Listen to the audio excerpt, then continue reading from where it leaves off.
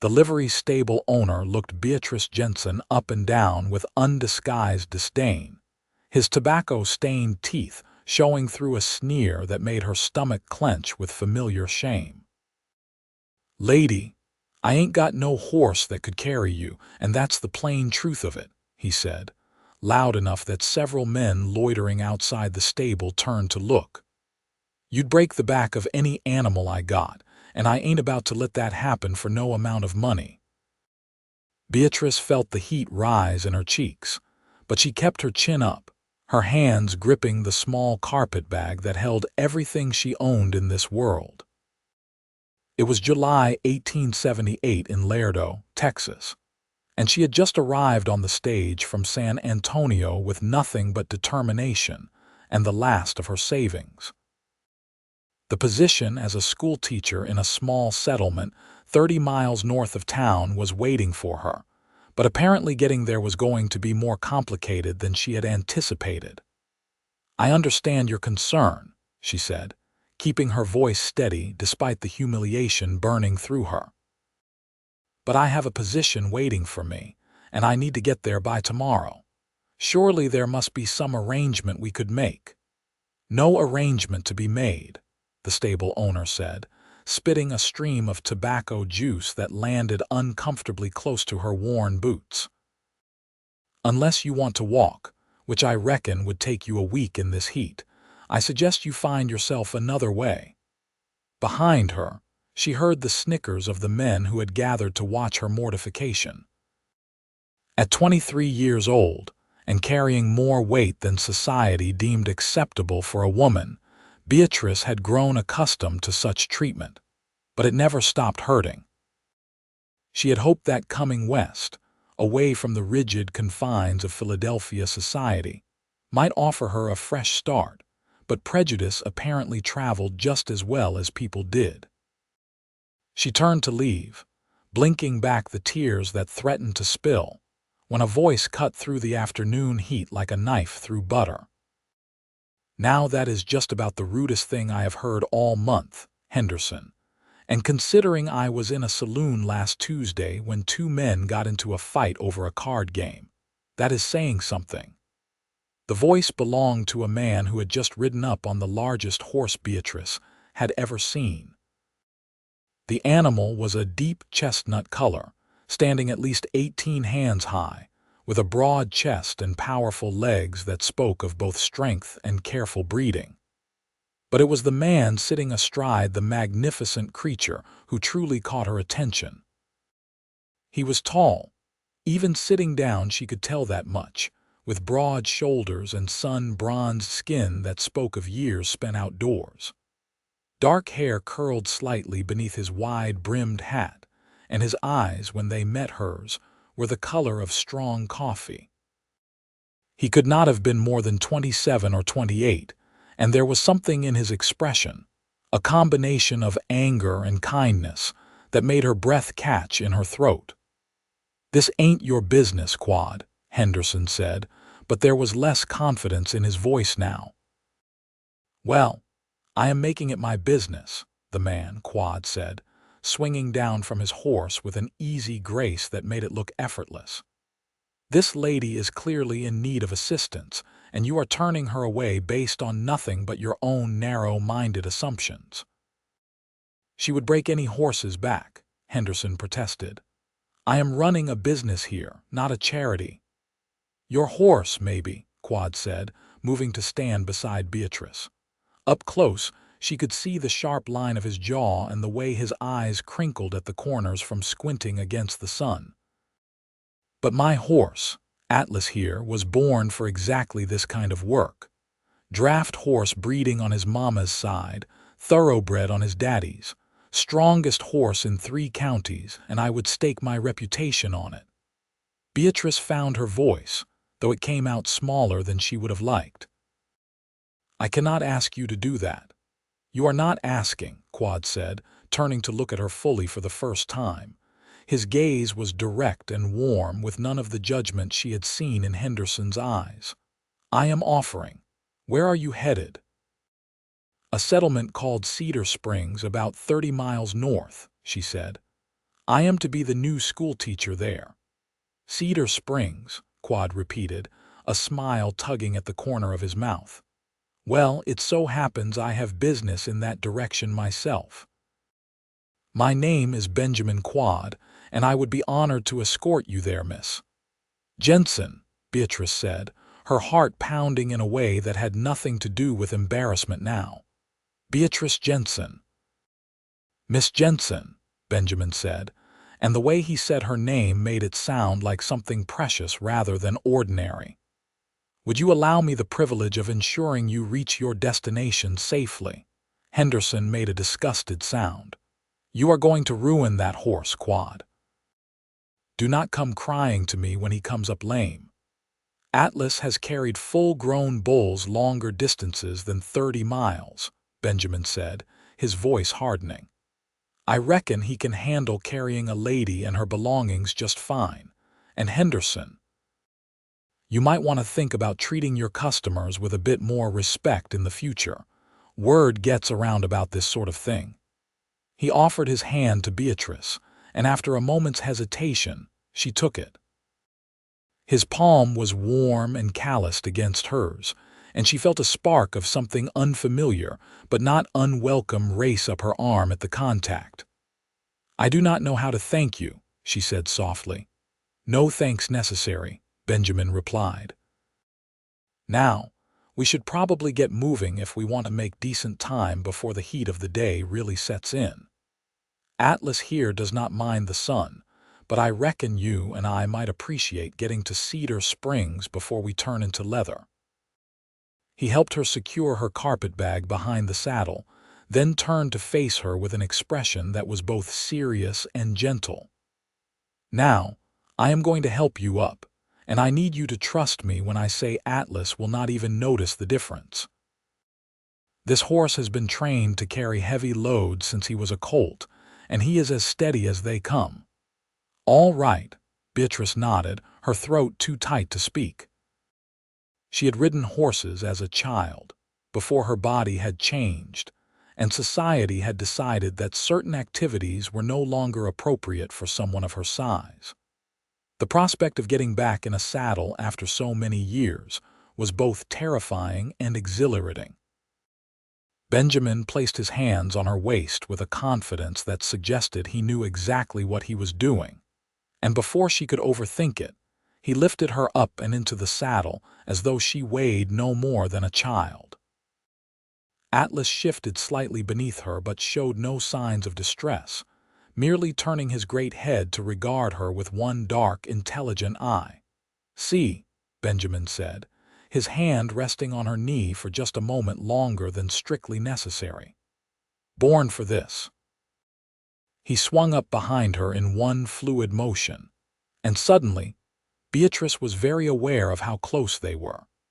His chest was solid against her back, his arms coming around her to grasp the reins, and she could smell the scent of leather and sage and something uniquely masculine that made her head spin. Comfortable? He asked, his voice close to her ear. Yes, she managed, though comfortable was not exactly the word she would have chosen. Overwhelmed, perhaps, confused, strangely safe in a way she had never felt before. They rode out of town at an easy pace, leaving Henderson and his gawking audience behind. The sun beat down on the dusty streets of Laredo, and Beatrice watched as the buildings gradually gave way to open country. The landscape was harsh but beautiful, all scrub brush and mesquite trees, with the Rio Grande glinting in the distance like a ribbon of silver. How long have you been in Texas? Benjamin asked after they had been riding for about 20 minutes. About 6 hours, Beatrice said, and she felt rather than saw his smile. That new, huh? What brought you all the way from? He paused, clearly trying to place her accent. Philadelphia, she supplied. And what brought me here was the need for employment and the advertisement for a schoolteacher in Cedar Springs. They were not particular about requiring references in person, which made it easier to accept the position without having to explain myself first. Explain yourself. Benjamin asked, and there was genuine curiosity in his voice, not judgment. Beatrice took a breath. She had learned over the years that honesty, while often painful, was better than trying to hide the truth. Most schools in the East prefer their teachers to look a certain way. I have been turned down from more positions than I can count, despite having excellent qualifications, because school boards tend to have very specific ideas about what a respectable teacher should look like. That is ridiculous, Benjamin said flatly.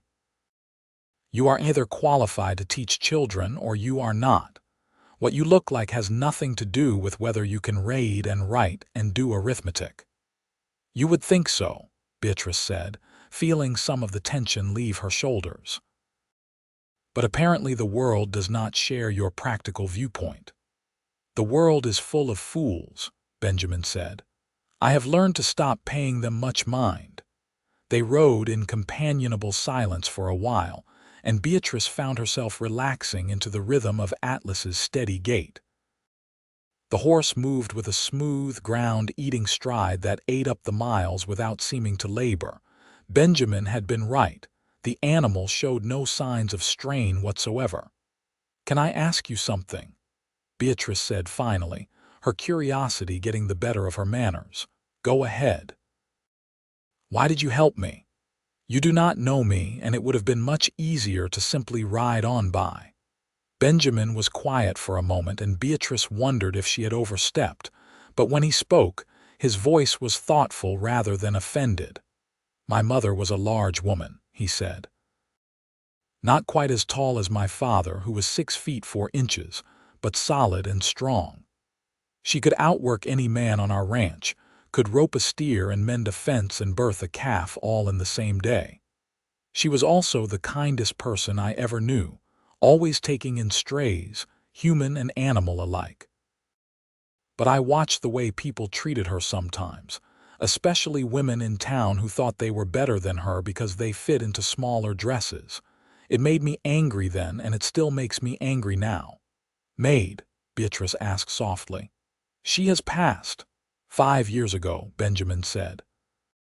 "Fever took her one winter, along with my father. I was 22 and suddenly responsible for a ranch that was barely holding on. Ended up having to sell most of it, kept just enough to make a living with a small herd and some horse breeding on the side." "I am sorry," Beatrice said, and she meant it. She could hear the grief in his voice, old but still present. "Me too," Benjamin said. "But I like to think she would be proud of the way I try to live. She always said that how you treat people when they are down tells you everything you need to know about a person's character. And Henderson was treating you poorly, so I figured it was time to step in." "Well, I am grateful you did," Beatrice said. "Though I do feel guilty about disrupting your plans. You said you had business in Cedar Springs." "Nothing that cannot wait," Benjamin said easily. "I was planning to talk to a man about buying some breeding stock, but he will still be there tomorrow. Besides, I meant what I said about wanting to ensure you arrive safely. Texas is generally peaceful these days, but 30 miles is a long way for a woman traveling alone, especially one who is new to the territory." They stopped around midday to rest Atlas and stretch their legs. Benjamin produced a canteen and some dried beef from his saddlebags, which he shared without any indication that he expected thanks or recompense. They sat in the shade of a large mesquite tree, and Beatrice found herself watching him from beneath her lashes. He was handsome. There was no denying that, but it was more than just his physical appearance that drew her attention. There was a steadiness to him, a quiet confidence that had nothing to do with arrogance and everything to do with simply knowing who he was and being comfortable with it.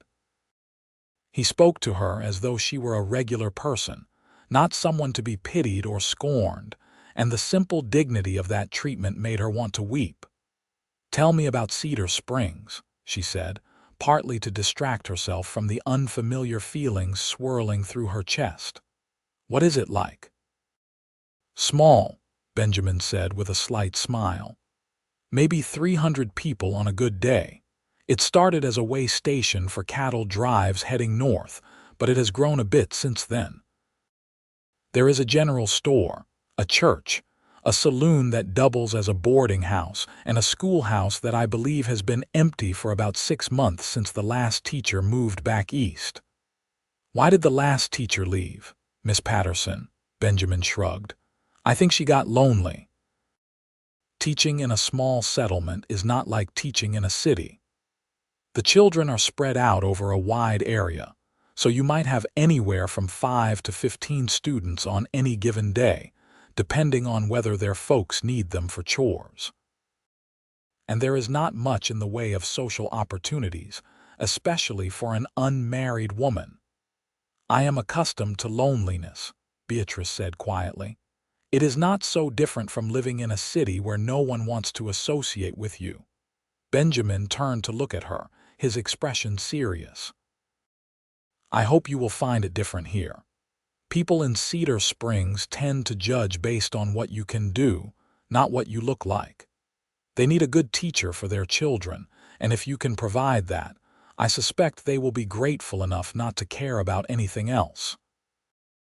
"I hope you are right," Beatrice said.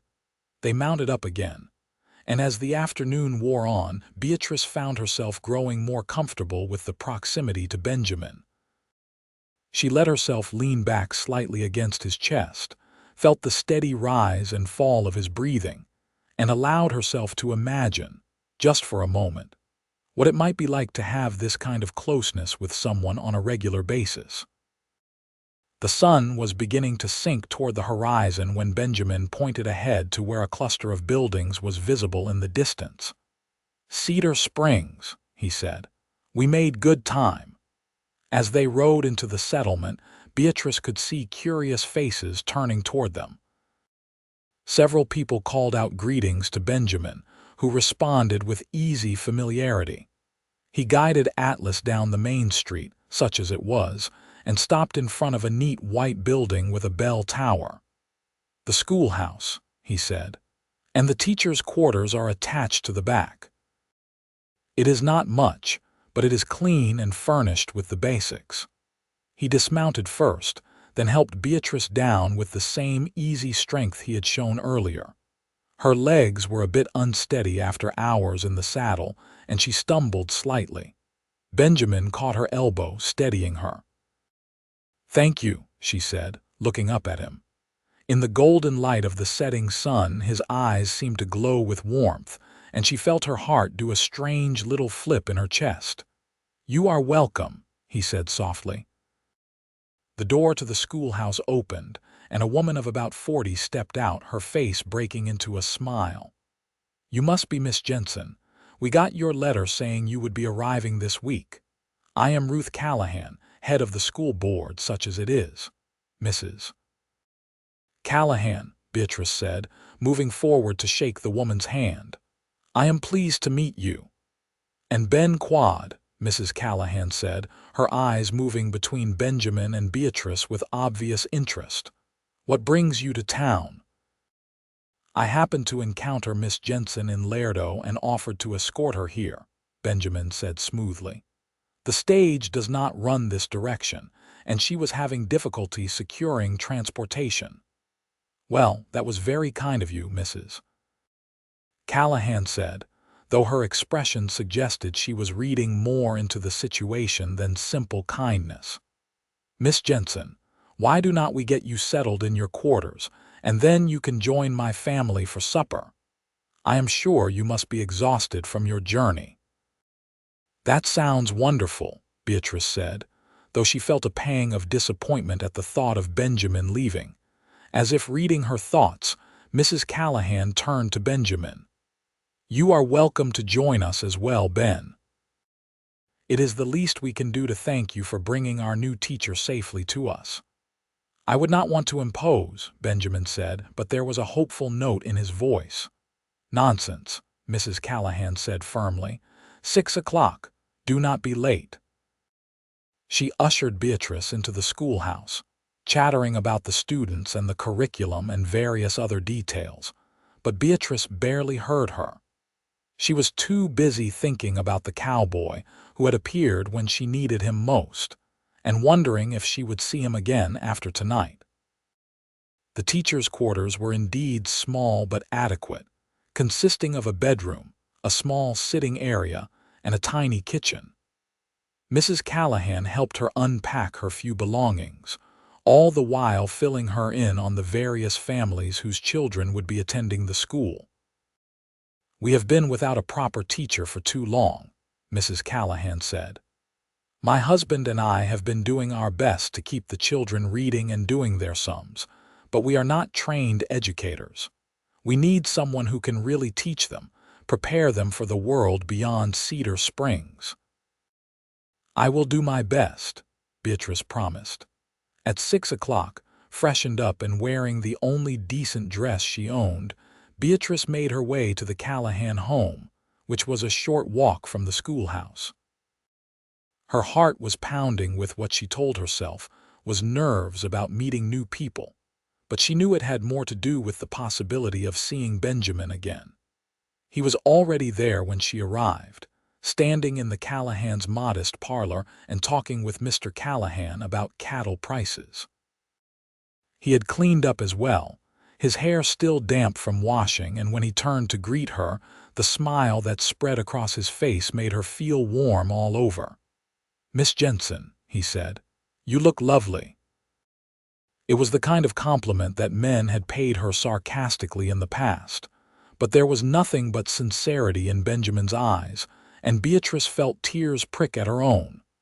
"Thank you," she said softly. Supper was a lively affair, with the Callahans' 3 children, ranging in age from 7 to 13, bombarding Beatrice with questions about what school would be like and whether she was going to be strict or nice.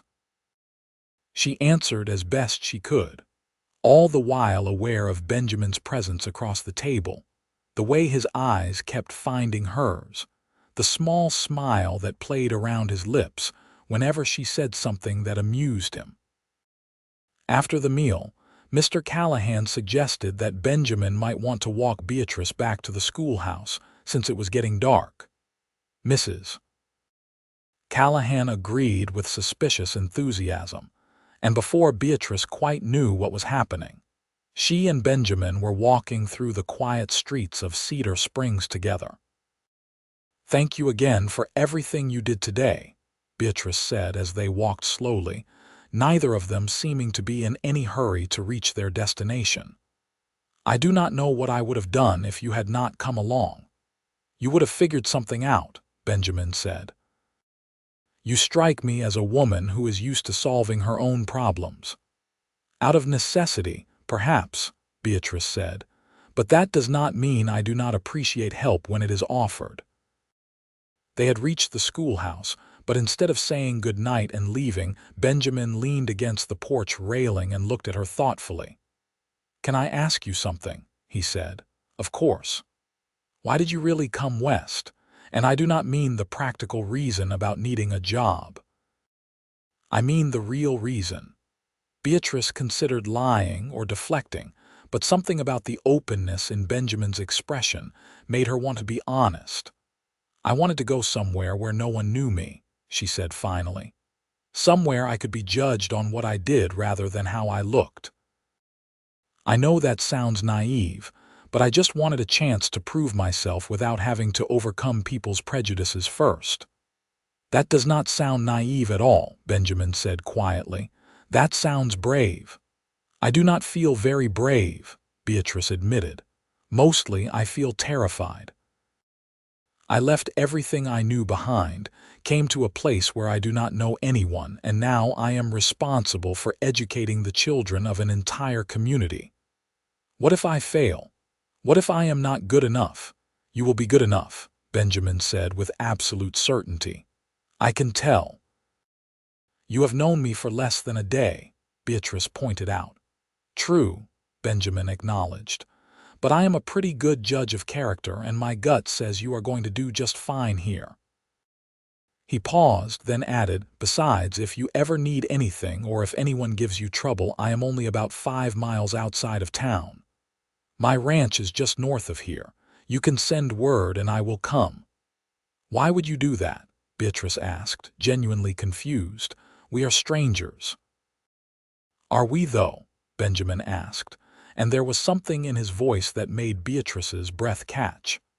"I know this is going to sound strange, but I feel like I have known you longer than a day. There is something about you, Beatrice. Something that makes me want to know you better if you will allow it." Beatrice's heart was hammering so hard she was sure he must be able to hear it. "I would like that," she whispered. Benjamin smiled, slow and warm. "Good. Then I will come by tomorrow after you have had a chance to settle in properly. Maybe I can show you around the area, introduce you to some of the families whose children will be in your class." "I would appreciate that," Beatrice said. He took her hand, raised it to his lips and pressed a gentle kiss to her knuckles. It was an old-fashioned gesture, courtly and sweet, and it made Beatrice feel like she was the heroine in one of the romantic novels she had read as a girl. "Good night, Beatrice," he said softly.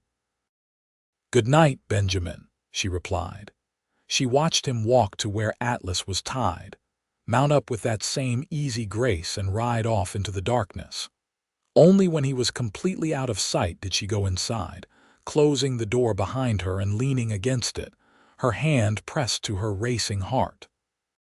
She had come to Texas looking for a fresh start, for a place where she could be judged on her merits rather than her appearance. She had not expected to find a man who looked at her like she was beautiful, who treated her with kindness and respect, who made her feel things she had long ago convinced herself she would never feel. It was too soon to call it love. They had only just met after all. But as Beatrice prepared for bed in her new home, in this strange new place, she allowed herself to hope that maybe, just maybe, this was the beginning of something wonderful. The next morning dawned bright and clear, and Beatrice woke with a sense of anticipation that had nothing to do with her new position and everything to do with Benjamin's promise to return. She spent the morning familiarizing herself with the schoolhouse, taking inventory of the supplies, and planning lessons for when school officially started the following week. She was arranging books on a shelf when she heard the sound of hoofbeats outside. Her heart leaped, and she had to force herself to walk, not run, to the door. Benjamin was there, sitting astride Atlas and leading a second horse, a pretty little mare with a gentle eye. "Good morning," he called. "I thought you might like to see some of the surrounding area, and it occurred to me that it would be easier if you had your own mount." Beatrice stepped out onto the porch, shading her eyes against the sun. "Benjamin, I cannot possibly accept a horse. That is far too generous." "You are not accepting anything," Benjamin said, swinging down from Atlas. "Daisy here belongs to my friend's daughter, who just got married and moved to Austin. He asked me to find someone who could use a good, gentle horse, and I immediately thought of you. You would actually be doing him a favor by taking her." Beatrice looked at the mare, who was regarding her with what seemed like friendly curiosity, and felt her resolve weakening. The truth was, she would need some way to get around if she was going to visit students' families and truly become part of the community. "Are you certain?" she asked. "Positive," Benjamin said. "Come on, let me help you up. Daisy is the most patient horse I have ever known. She will take good care of you." This time, mounting the horse was easier, and Beatrice found herself settling into the saddle with growing confidence. Benjamin watched her with approval, then mounted Atlas and gestured for her to follow him. They rode out of town at an easy pace, with Benjamin pointing out various landmarks and telling her about the families who lived in each direction. He was patient when Daisy shied at a jackrabbit, coaching Beatrice through calming the mare, and he never once made her feel foolish or incompetent. "You are a natural," he said after they had been riding for about an hour. "Have you spent much time on horses?" "Not for many years," Beatrice admitted. My father loved riding, and he used to take me with him when I was a child. But after my mother died and he remarried, my stepmother decided it was not appropriate for a young lady, especially one of my size. Your stepmother sounds like she was not a very kind person, Benjamin observed. She was not, Beatrice said simply. But she is also the reason I learned to be independent. When you know you cannot rely on anyone else, you learn to rely on yourself. Benjamin was quiet for a moment, then said, "You do not have to be quite so independent anymore, you know. Sometimes it is all right to let people help you." "That is a hard lesson to learn when you have spent most of your life being disappointed," Beatrice said. "I understand that," Benjamin said, "but not everyone is going to disappoint you. Some people might actually surprise you."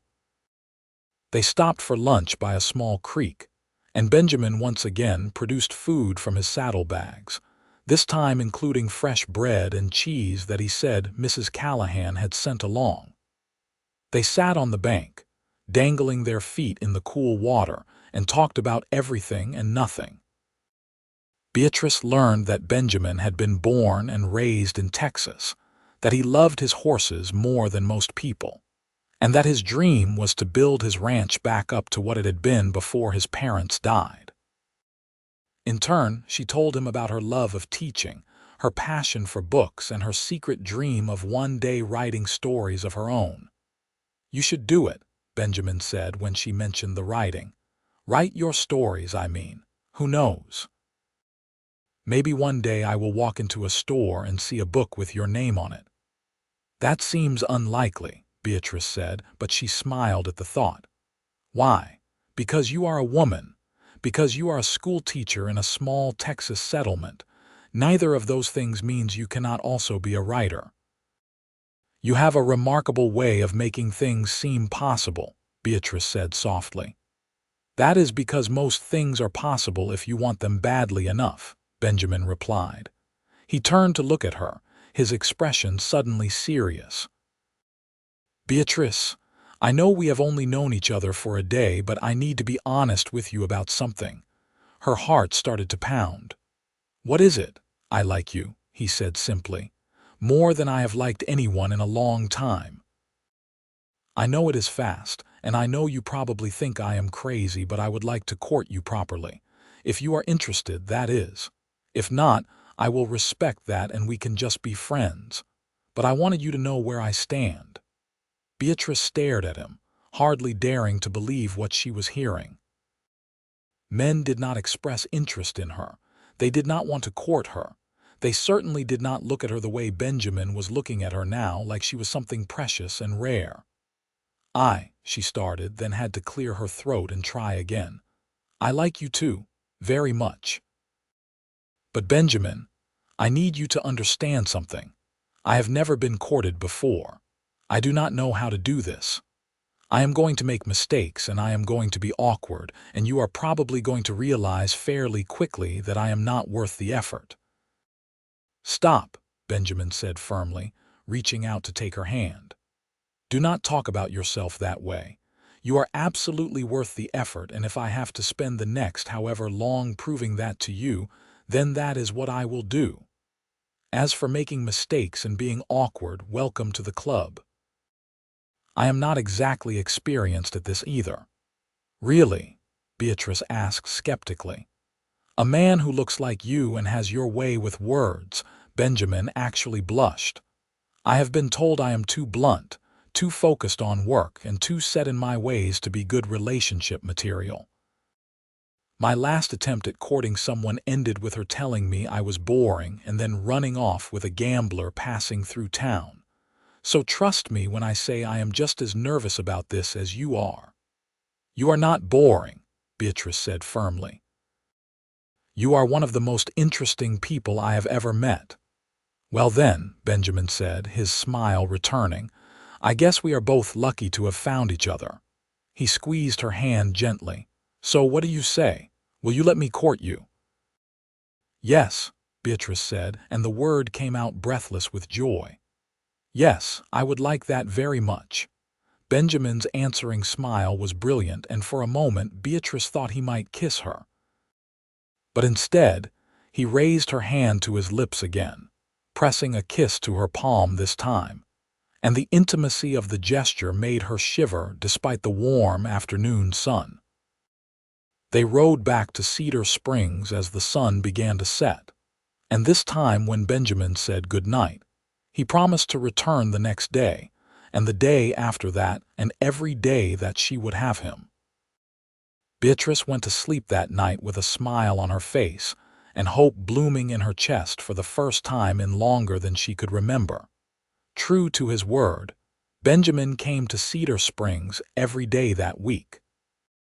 Sometimes he brought supplies for the schoolhouse.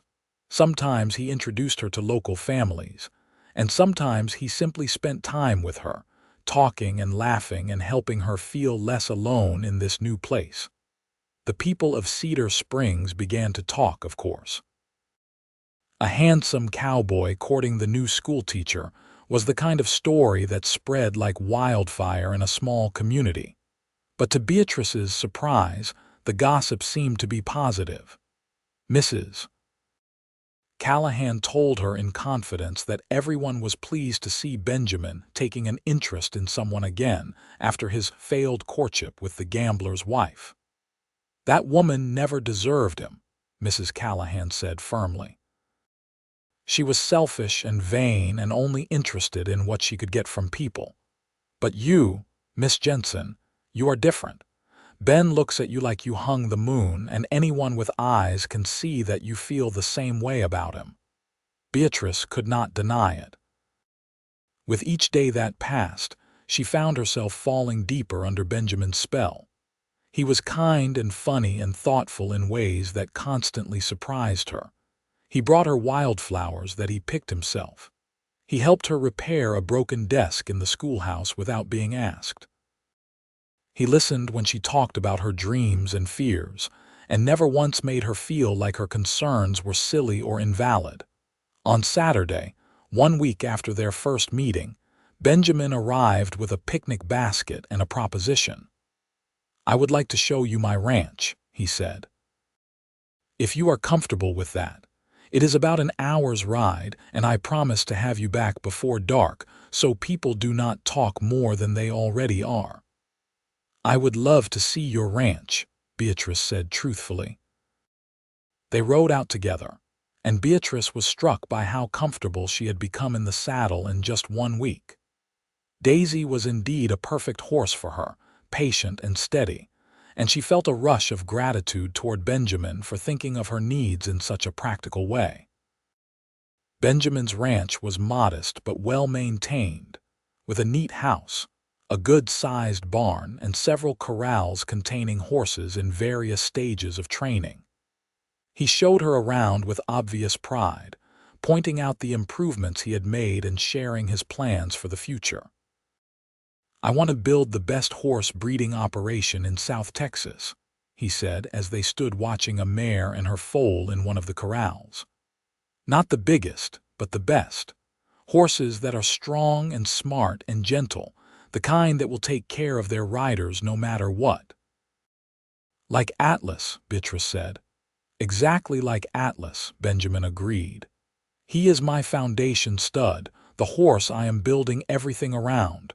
Every foal he sires has his temperament and his strength." "And his ability to carry anyone," Beatrice added softly. Benjamin turned to look at her. "Beatrice, about that day in Lerdo, I need you to know that what I said was not just about defending you. Atlas really can carry anyone, regardless of size. But more than that, I meant what I said about him being born for this. Some horses are meant for racing, some for pulling plows, and some for carrying people who have been told they do not deserve to ride. Atlas falls into that last category, and I could not be prouder of him for it." Beatrice felt tears well up in her eyes. "How are you so perfect?" she whispered. "I am not perfect," Benjamin said, moving closer to her. "Not even close. I am stubborn and I work too much, and I have a tendency to say exactly what I am thinking even when I probably should not. But I am honest and I care about you, and those two things I can promise will never change." He reached up to cup her face gently, his thumb brushing away a tear that had escaped down her cheek. "Can I kiss you?" he asked softly. Beatrice nodded, not trusting herself to speak. Benjamin leaned in slowly, giving her plenty of time to change her mind, but she had no intention of doing so. When his lips finally met hers, it was gentle and sweet and perfect, a first kiss that she knew she would remember for the rest of her life. When they finally pulled apart, Benjamin was smiling. "I have wanted to do that since the moment I first saw you," he admitted. "Really?" Beatrice asked, dazed and deliriously happy. "Really," Benjamin confirmed. "You were standing there in front of Henderson's stable, looking so brave and so hurt at the same time, and I just knew that I wanted to be the one to make you smile instead." "You have made me smile," Beatrice said. "So much. More than I ever thought possible." They spent the rest of the afternoon at the ranch, eating the picnic lunch Benjamin had prepared and talking about their hopes for the future. Benjamin asked her about her plans for the school, and Beatrice found herself opening up about her ideas for not just teaching the standard curriculum, but also encouraging her students to think critically and dream big. "You are going to be an amazing teacher," Benjamin said with conviction. "Those children are lucky to have you." As promised, he had her back in Cedar Springs well before dark, but not before stealing another kiss at her door that left her breathless and giddy. School started the following Monday, and Beatrice threw herself into teaching with enthusiasm. She had 14 students, ranging in age from 6 to 15, and they were a lively, curious bunch who kept her on her toes. True to Mrs. Callahan's word, the families seemed to judge her solely on her ability to teach, and within the first week, she had received several notes from parents praising her methods and thanking her for her patience with their children. Benjamin continued to visit regularly, though less often now that Beatrice had her teaching duties to occupy her. But he came by every Wednesday after school let out, and they spent Sunday afternoons together, riding out to various spots around Cedar Springs or simply sitting on her porch and talking. As September gave way to October and the brutal Texas heat finally began to ease, Beatrice realized that she was happier than she had ever been in her life. She loved teaching, she loved Cedar Springs, and she was falling deeply, irrevocably in love with Benjamin Quade. She thought he felt the same way, based on the way he looked at her and the tender way he touched her hand whenever they were together. But he had not said the words yet, and neither had she, both of them seemingly content to let their relationship develop at its own pace. It was in late October, on a Sunday afternoon when they were riding through a particularly beautiful stretch of countryside ablaze with fall colors, that Benjamin finally brought up the subject that had been hovering between them for weeks. "Beatrice," he said, reining Atlas to a stop beneath a large oak tree, "I need to talk to you about something important." Beatrice's heart started to pound, though whether from excitement or nervousness she could not say. "All right," she said, bringing Daisy to a halt beside him. Benjamin dismounted and helped her down, then took both of her hands in his. "I have been trying to figure out the right way to say this, but I have come to the conclusion that there is no right way. There is only the honest way." "Benjamin, you are starting to worry me," Beatrice said. "Do not worry," he said quickly. "This is good, I promise. At least I hope you will think it is good." He took a deep breath. "Beatrice, I love you. I have loved you since the day I met you, and I fall more in love with you every time I see you. You are smart and kind and beautiful, and you make me want to be a better man. I know we have not known each other very long, but I also know that I do not want to spend another day without you in my life." Beatrice felt tears streaming down her face, but for once, they were tears of pure joy. "I love you too," she whispered, so much that it scares me sometimes." Benjamin's face broke into a wide smile. "Yeah?" he asked, and there was such hope and happiness in his voice that it made her laugh through her tears. "Yes," she said firmly. "I love you, Benjamin Quade. You are the best thing that has ever happened to me." He pulled her into his arms, kissing her with a passion that made her knees weak. When they finally broke apart, both breathless, he pressed his forehead against hers. "Marry me," he said. Beatrice pulled back to look at him, hardly daring to believe she had heard correctly. "What? Marry me?" Benjamin repeated. "I know it is soon, and I know we probably should wait longer, but I do not want to wait. I want to wake up next to you every morning and fall asleep with you every night. I want to build a life with you, raise horses and maybe children if you want them, and grow old together. Marry me, Beatrice, please." "Yes," Beatrice said, the word coming out as a sob. "Yes, yes, 1,000 times yes." Benjamin let out a whoop of joy that startled both horses, then picked Beatrice up and spun her around, both of them laughing like children. When he finally set her down, he kissed her again, slow and sweet and full of promise. "I do not have a ring yet," he said apologetically. "I did not plan this, it just came out, but I will get you one, the prettiest ring I can find." "I do not need a ring," Beatrice said. "I just need you." "You have me," Benjamin promised. "For the rest of my life you have me." They rode back to Cedar Springs in a daze of happiness, and by the time they arrived, they had decided to wait until Christmas to get married. It would give Beatrice time to finish the fall term of school and Benjamin time to prepare his ranch for a wife. It would also allow them to send word to what little family they each had, though Beatrice suspected few from her old life in Philadelphia would make the journey to Texas for the wedding. Mrs. Callahan was beside herself with excitement when they told her the news, and within hours, it seemed like all of Cedar Springs knew that their schoolteacher was engaged to Benjamin Quade.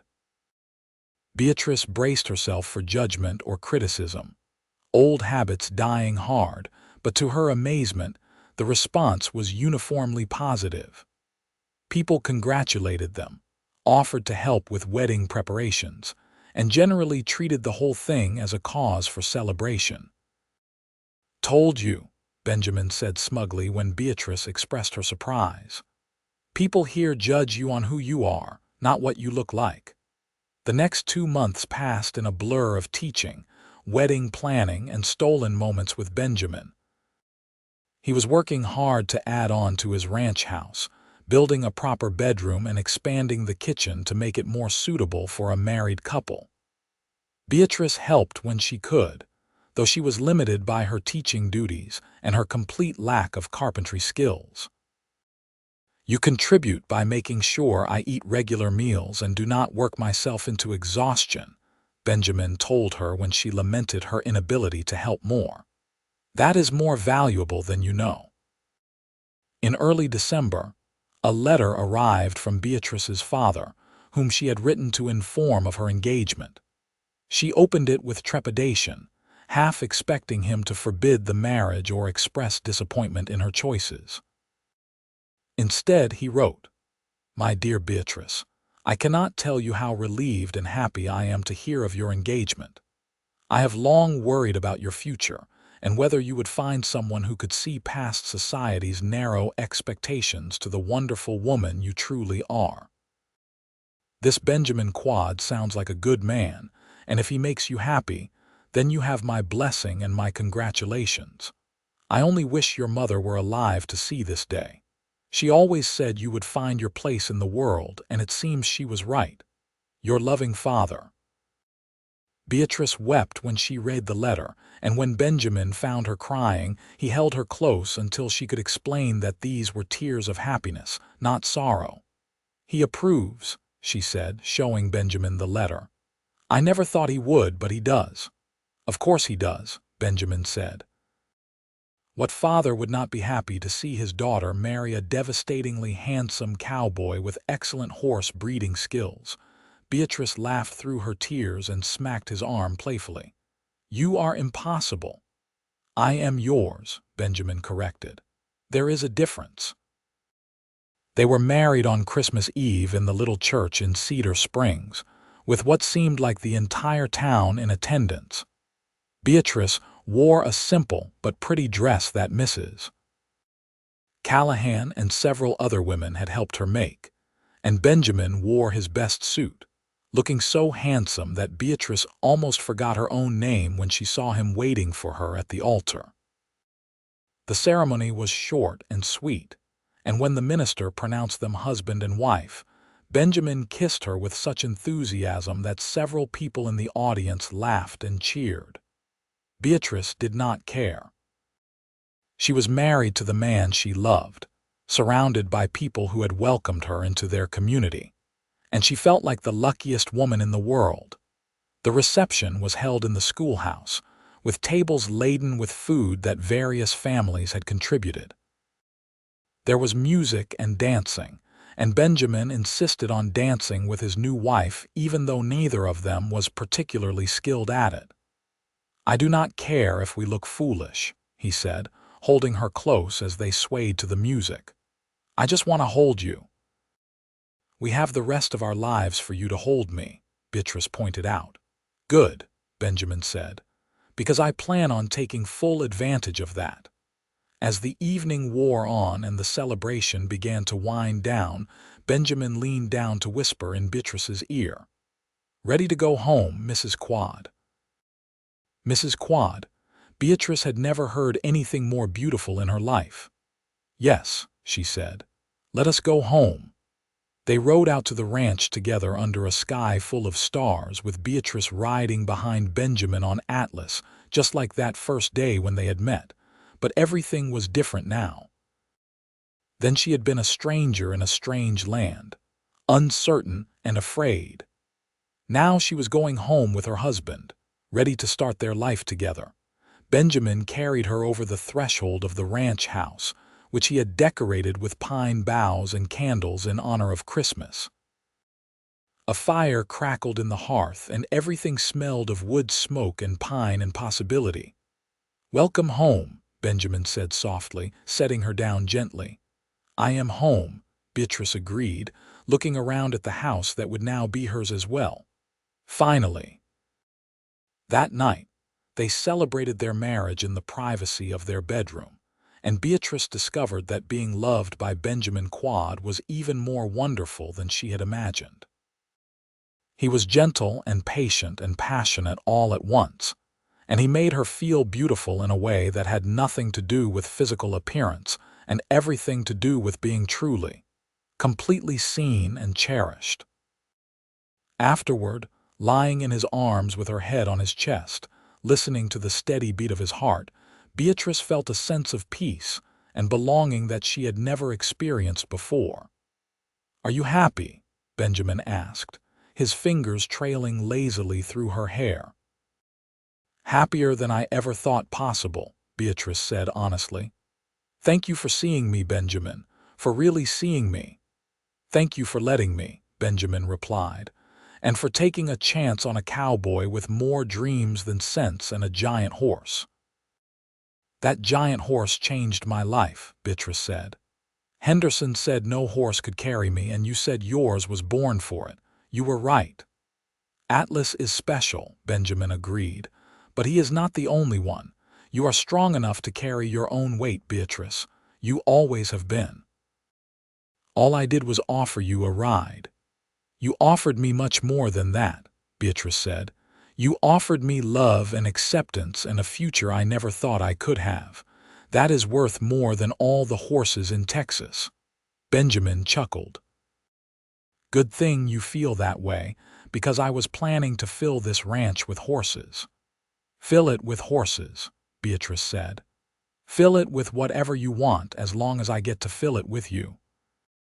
They fell asleep wrapped in each other's arms, and Beatrice dreamed of the future they would build together. Life as Mrs. Benjamin Quade was everything Beatrice had hoped for and more. She continued teaching at the Cedar Springs School, though she had to resign at the end of the spring term when she discovered she was expecting their first child. "I can still teach," she protested, when Mrs. Callahan gently suggested that perhaps it was time to step down. "Of course you can, Mrs. Callahan said kindly. "But you are also about to become a mother, and that is a full-time occupation in itself. Besides, we have already found someone to take over for you, a young man from Dallas who is very qualified. You can always return to teaching later if you want to." Benjamin was beside himself with excitement when she told him about the baby. "A father," he kept saying, as though he could not quite believe it. "I am going to be a father." "You are going to be an amazing father," Beatrice assured him, and she meant it. She had seen the way he was with children in town, patient and kind, and genuinely interested in what they had to say. Their child would be lucky to have him. Their son was born in November of 1879, just over a year after Beatrice had first arrived in Texas. They named him Thomas, after Benjamin's father, and he was perfect. He had Benjamin's dark hair and Beatrice's gray eyes, and from the moment they laid him in her arms, Beatrice knew that her heart would never be quite her own again. Benjamin was a devoted father, getting up in the night to help with feedings and changing diapers without complaint. He talked to Thomas constantly, telling him about horses and ranching, and all the things they would do together when he was older. "He is 2 weeks old," Beatrice said with amusement one afternoon, watching Benjamin show their son a bridle. "I think you have some time before he needs to know how to saddle a horse." "Never too early to start learning," Benjamin said solemnly, but his eyes were twinkling. "Besides, I am just practicing for when we have more children." "More children?" Beatrice asked, raising an eyebrow. "Well, sure," Benjamin said. "I was thinking maybe 3 or 4. Give Thomas some siblings to play with, help out around the ranch when they are older. What do you think?" "I think you should ask me again when I am not still recovering from having this one," Beatrice said, but she was smiling. The truth was, she could imagine nothing better than a house full of children, hers and Benjamin's, growing up surrounded by love and horses and the wide Texas sky. As Thomas grew from an infant into a toddler, the ranch prospered. Benjamin's reputation for breeding strong, reliable horses spread, and people came from as far as San Antonio and Austin to buy his stock. Atlas sired foal after foal, each one inheriting his steady temperament and remarkable strength, and Benjamin began to achieve the dream he had shared with Beatrice on their first day together. Beatrice found that she did not miss teaching as much as she had expected. She was busy with Thomas and helping Benjamin with the ranch, and she had finally started writing the stories she had always dreamed of creating. She would never forget the day that Benjamin came home from town with a package for her. "What is this?" she asked, looking at the carefully wrapped parcel. "Open it and see," Benjamin said, his eyes dancing with excitement. Inside was a beautiful leather-bound journal and a set of fine writing pens.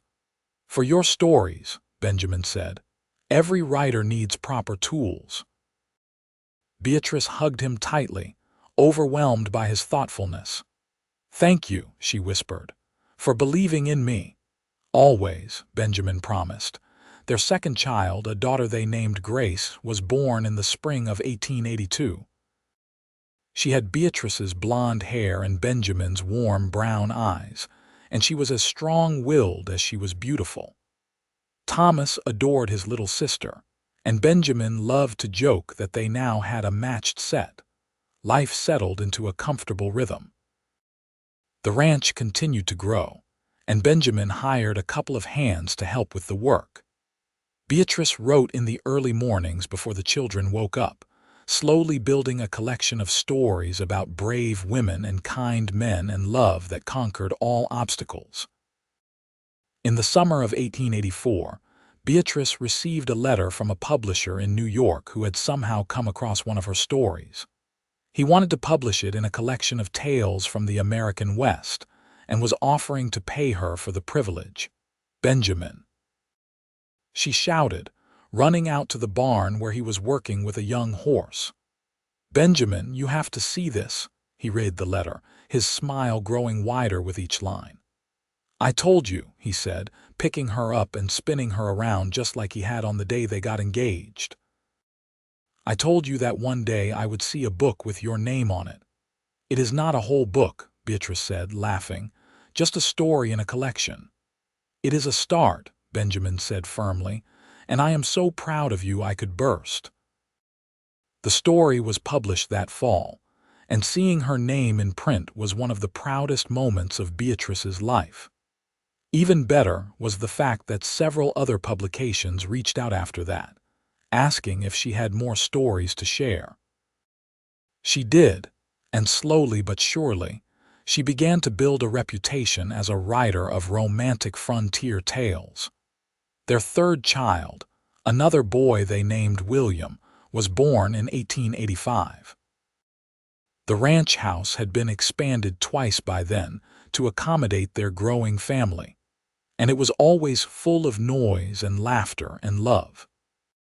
On a warm evening in the spring of 1888, as they sat on the porch watching their 3 children play in the yard, Benjamin reached over and took Beatrice's hand. You ever think about that day we met? He asked. All the time, Beatrice said. I think about how scared I was, how certain I was that I would never find a place where I belonged. And then you came along with your enormous horse and your kind heart, and everything changed. I think about it too, Benjamin said. I think about how close I came to just riding on by, minding my own business. And then I think about everything I would have missed if I had. You, the children, this life we have built together. It terrifies me to think how easily it could have never happened. But it did happen, Beatrice said, squeezing his hand. Because you were brave enough to stand up for someone you did not even know. Because you looked at me and saw a person worthy of respect and kindness and eventually love. You gave me the greatest gift anyone has ever given me, Benjamin. You gave me a future. You gave me one too, Benjamin said. Before I met you, I was just going through the motions, working hard but never really feeling alive. You brought color and joy and purpose into my life. You made me want to be better, do better, build something that would last beyond just me.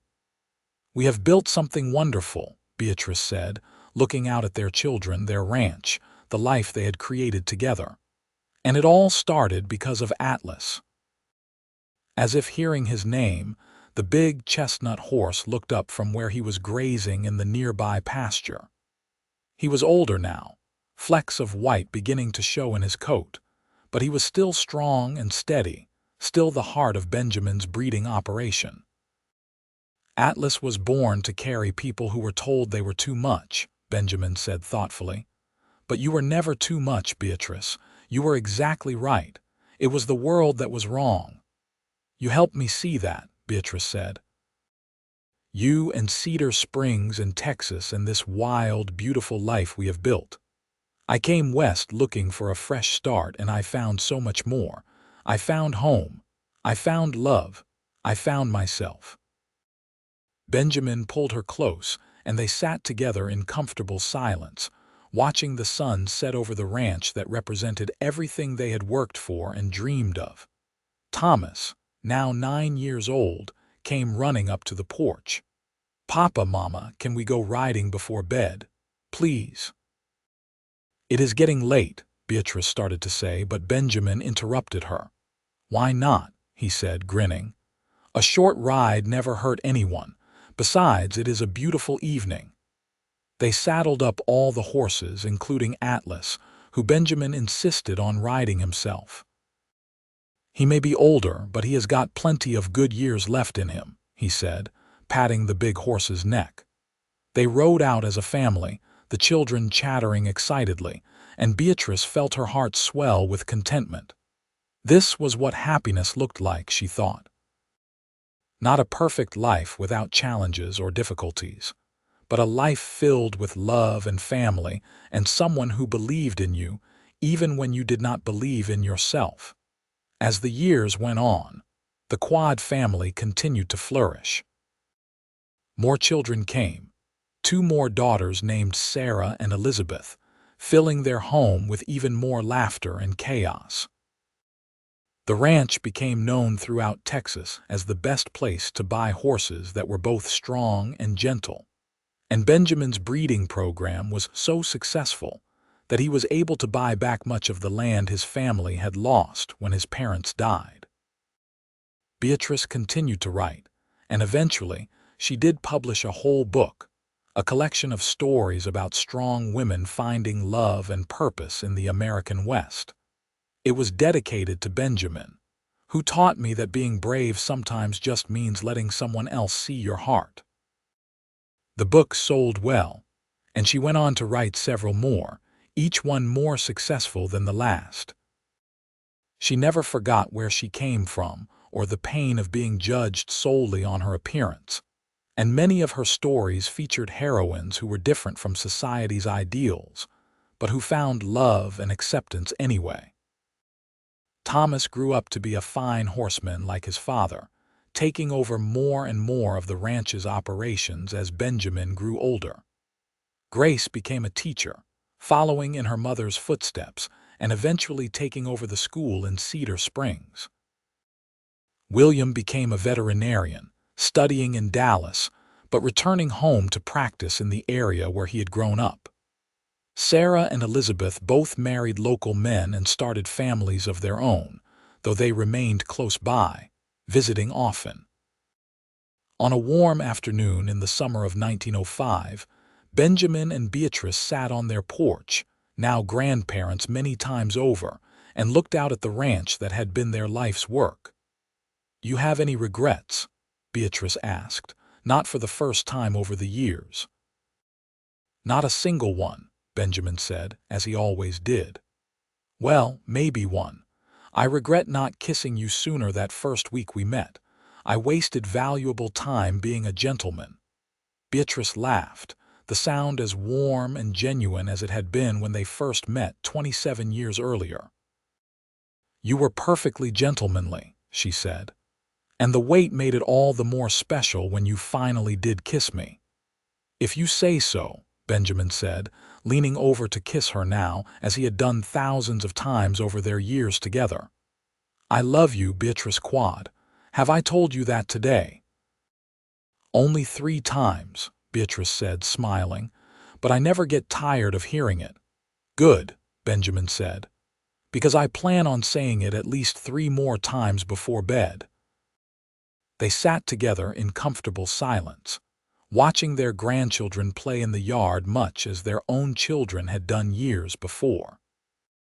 Atlas had passed away peacefully in his sleep several years earlier at the remarkable age of 32, but his descendants filled the pastures, each one carrying his strength and gentle temperament. "You know what I was thinking about today?" Beatrice said after a while. "What is that?" "Henderson, the stable owner in Laredo. I wonder whatever happened to him." "I heard he went out of business about 10 years ago," Benjamin said with a note of satisfaction. "Turns out that treating your customers poorly is bad for business. Who would have thought?" "You would have thought," Beatrice said.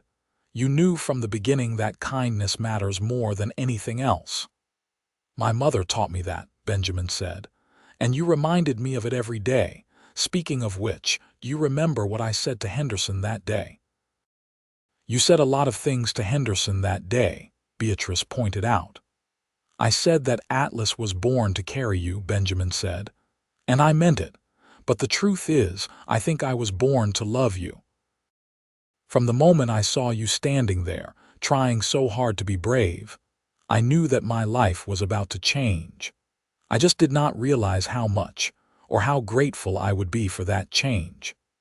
Beatrice felt tears prick at her eyes, as she still did sometimes when Benjamin said things like this. "I was born to love you too," she said softly. I just did not know it until you helped me onto that horse and rode into my life." "Best decision I ever made," Benjamin said. "Mine too," Beatrice agreed. They sat together as the sun set over the Texas landscape they both loved. Two people who had found each other against all odds and built a life that exceeded their wildest dreams. Beatrice had been told no horse could carry her weight, but Benjamin had known better.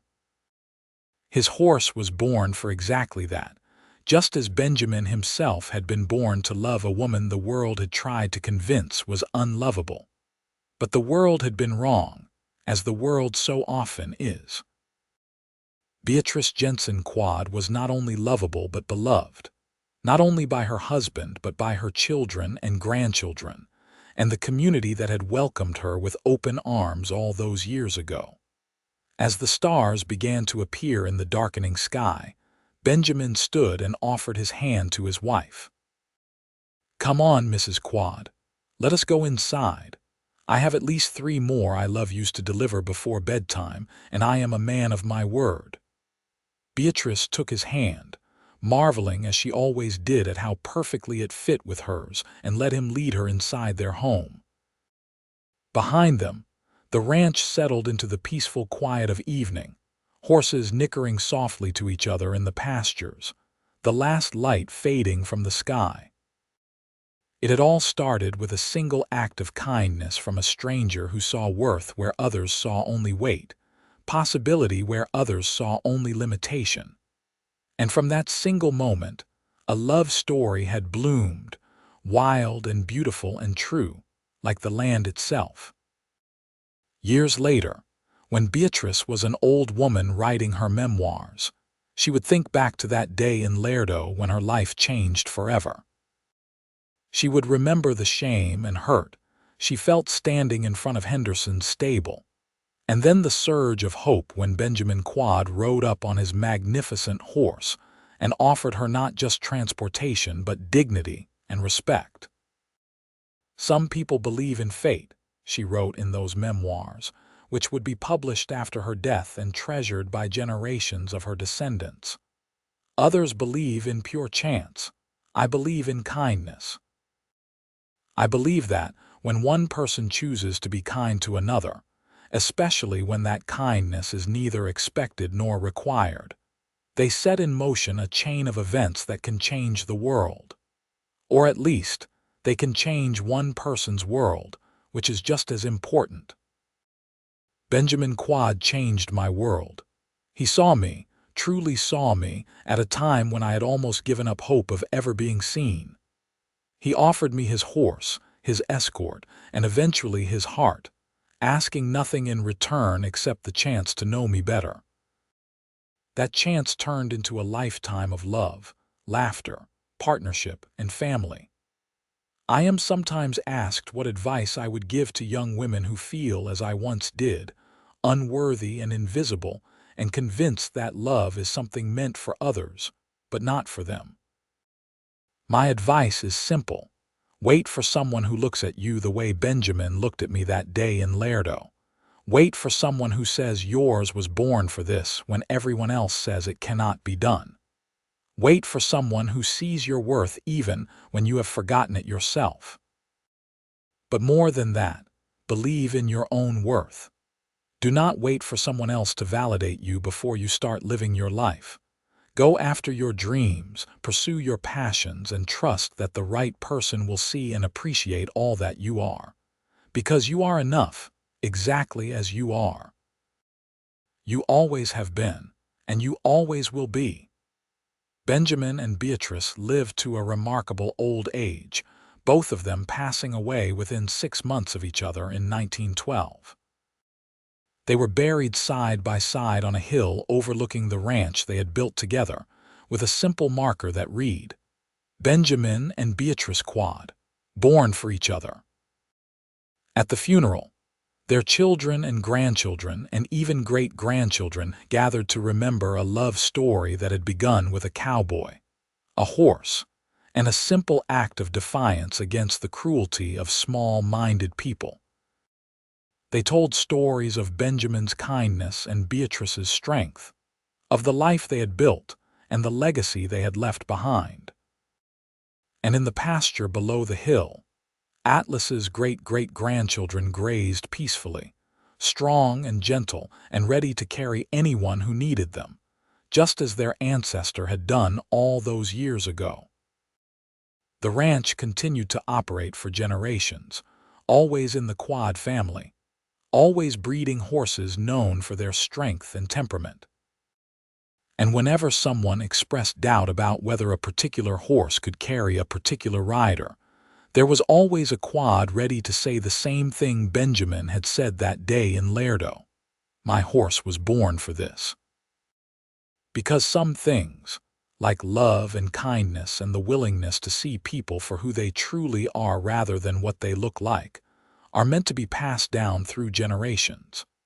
They are the inheritance that matters most, worth more than land or money or anything else that can be measured. Beatrice had come to Texas looking for a fresh start, for a place where she could prove her worth. She found that and so much more. She found a man who loved her not despite who she was but because of it. She found a community that judged her on her actions rather than her appearance. She found a life filled with purpose and passion, and the kind of deep, abiding love that most people only dream of. And it all started because she was told no horse could carry her weight, and a cowboy said his was born for this. In the end, he was right about more than just the horse. He was born to love her. She was born to love him, and together they were born to build something beautiful and lasting and true.